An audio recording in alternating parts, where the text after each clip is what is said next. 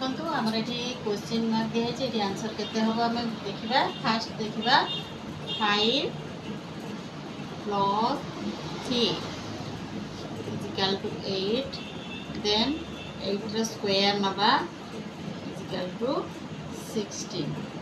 तो आम fast answer पाईगले 16 then 20 केमी पाइबा देखु 6 plus 4 से परी 6 plus 4 is equal to 10 तो 10 रो स्क्वायर नहीं जीवा में 10 रो स्क्वायर होला कितना 20 तो देन पाईगले 20 तो नेक्स्ट केमती पाइबा देखु 8 plus 5 करबा 8 plus 5 is equal to 13 तो 13 रो स्क्वायर नबा केते हो ना 26 देखो आ भितर आंसर कौटी अच्छी ना number D 26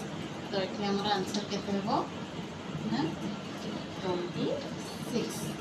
is right answer.